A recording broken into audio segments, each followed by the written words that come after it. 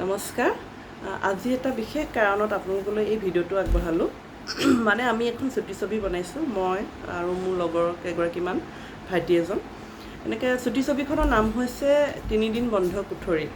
আৰু ছবিখন মানে আজি আমি আনুষ্ঠানিকভাৱে মুকলি কৰিলোঁ। আমাৰ জিলা সমাজ কল্যাণ বিষয়া মহোদয়া, ছুপাৰভাইজাৰ বাইদেউসকল আৰু আমাৰ লগৰ কৰ্মীসকল আছিলোঁ তাতে উপস্থিত।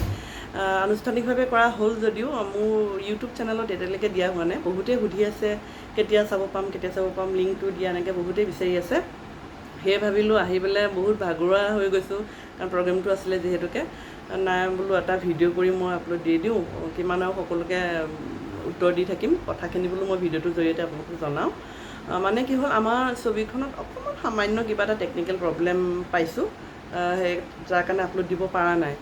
আৰু প্ৰব্লেমটো আজি ৰাতিটোৰ ভিতৰত ঠিক হৈ যাব। কাইলৈ মোৰ চেনেলত আপোনালোকে চাব পাৰিব। আৰু চিনেমাখন মই অকণমান আপোনালোকক কৈ দিব বিচাৰিছোঁ। চিনেমাখন হৈছে আমাৰ সমাজৰ নাৰীসকলৰ মাজত এটা চলি থকা জ্বলন্ত সমস্যা বুলি এইটো কাৰণেই কৈছোঁ। মানে আমাৰ মাহত সেই যি মাহেকীয়া হোৱা সময়ত যি মানে সংস্কাৰ, এইবিলাক নিয়ম নীতিৰ নামত যিবিলাক আমাৰ মহিলাসকলৰ এটা মানে মানসিক চাপত ভুগিব লগা হয় সেই দিনটো। আমাৰ চকু আগতে আমি দেখি থকা ঘটনা, সেইকাৰণে মই ক'ব পাৰিছোঁ এইটো কথা। আমাৰ চকু আগতে হৈ থকা এইবিলাক ঘটনা, সেই ঘটনাসমূহক লৈ মই এখন ছবি বনাইছোঁ। বিশেষকৈ আমাৰ অসমত এইটো আছে।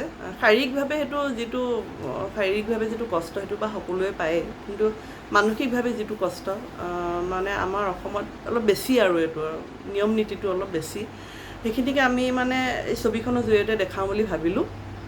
আৰু মানে আমাৰ অংগনবাদী যিবোৰ মানে সজাগতা সভা, তাত আমি এই বিষয়ৰ ওপৰত আলোচনা কৰোঁৱেই, কিন্তু মই ভাবিলোঁ এইবাৰ সজাগতা সভাতকৈ ছবিৰ জৰিয়তে যদি আমি এইটো দেখাওঁ, তেতিয়া মানে মানুহে বেছি গুৰুত্ব সহকাৰে চাব বুলি ভাবোঁ। কাৰণ ছবি এখনৰ প্ৰতি এনেওতো অকণমান মানুহৰ থাকেই দিয়কচোন। আৰু ছবিখন সেইকাৰণে চুটিকৈ বনাইছোঁ, বেছি দীঘলো কৰা নাই, চুটি ছবিয়ে বনাইছোঁ। আপোনালোকে চাব। আৰু মই আজিলৈকে মোৰ ভিডিঅ'ত আপোনালোকক চাগে আগে মই এনেকৈ ৰিকুৱেষ্ট কৰা নাই চাবই বুলি বা শ্বেয়াৰ কৰিবই বুলি, কাৰণ মই ভাবোঁ মোৰ ভিডিঅ'বোৰ যদি আপোনালোকে ভাল পায়, চাব বা শ্বেয়াৰ কৰিব। মই কোৱাটো যায়, বা ভিডিঅ' শেষত লাইক কমেণ্ট কৰিব, শ্বেয়াৰ কৰিব, এনেকৈ কোৱা যায়েই, কিন্তু এনেকৈ আপোনালোকক চাগে মই অনুৰোধ কৰা নাছিলোঁ, কিন্তু আজি অনুৰোধ কৰিছোঁ, অন্তৰৰ পৰা অনুৰোধ কৰিছোঁ। ভিডিঅ'টো চাব, ছবিখন চাব, শ্বেয়াৰো কৰি দিব। আৰু ছবিখন যদি চাই কাৰোবাৰ অন্তৰ চুৱে গৈ, তেতিয়া অলপ হ'লেও সফল হৈছোঁ বুলি ভাবিম। আৰু এটা কথা ক'ব বিচাৰিছোঁ, ছবিখন আমাৰ উন্নতমানৰ কেমেৰা নহয়, মোৰ মোবাইলতে শ্বুট কৰিছিলোঁ।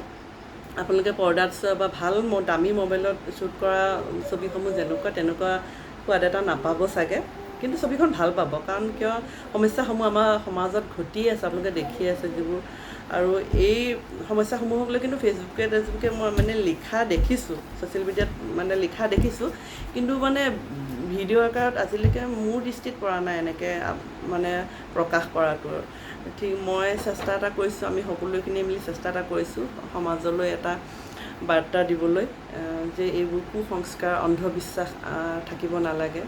মাহেকীয়া হোৱাৰ সময়ত আমি কেনেকুৱা ধৰণৰ মানে যতন ল'ব লাগে, মহিলাগৰাকীক কেনেকুৱা ধৰণৰ, গোটেইখিনি কথা আপোনালোকে ছবিখন চালেই গম পাব। আৰু চাব ছবিখন। কিবা যদি ভুল ক্ৰুটি হৈছে আপোনালোকে কমেণ্টৰ জৰিয়তে জনাব। আপোনালোকে ভুলখিনি দেখালেহে আমি আকৌ নেক্সট আমি কিবা বেলেগ কাম কৰিলে সেই ভুলখিনি আমি শুধৰাবলৈ সহজ হ'ব।